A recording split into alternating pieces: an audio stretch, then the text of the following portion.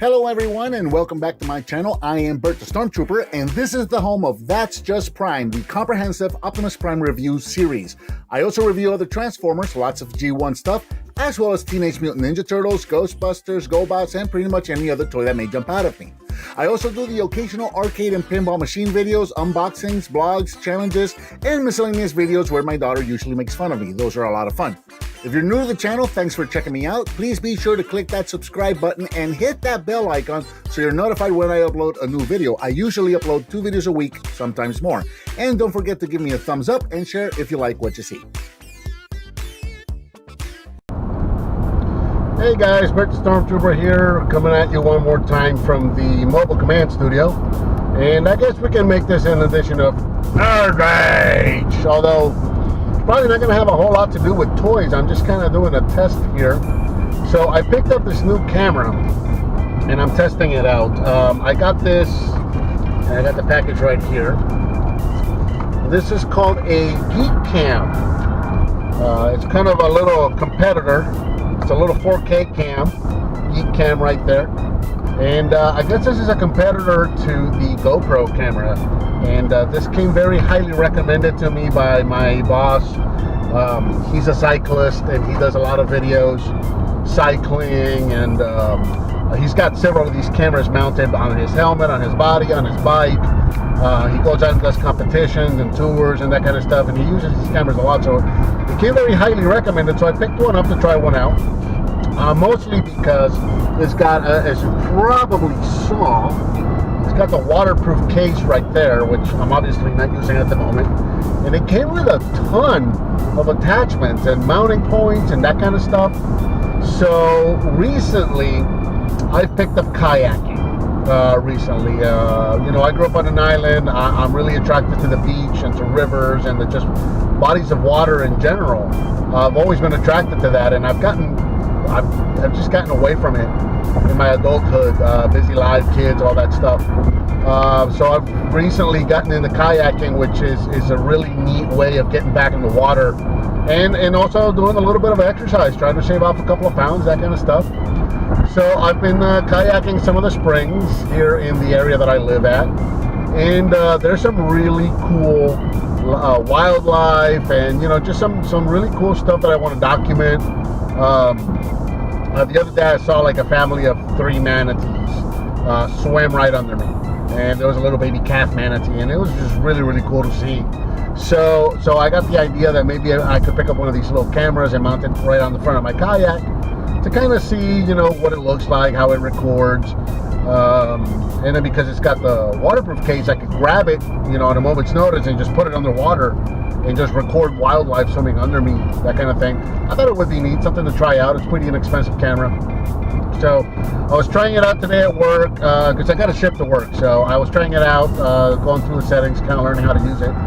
And the video quality on it seems pretty nice. So this might actually turn out to be my new way of recording reviews as well.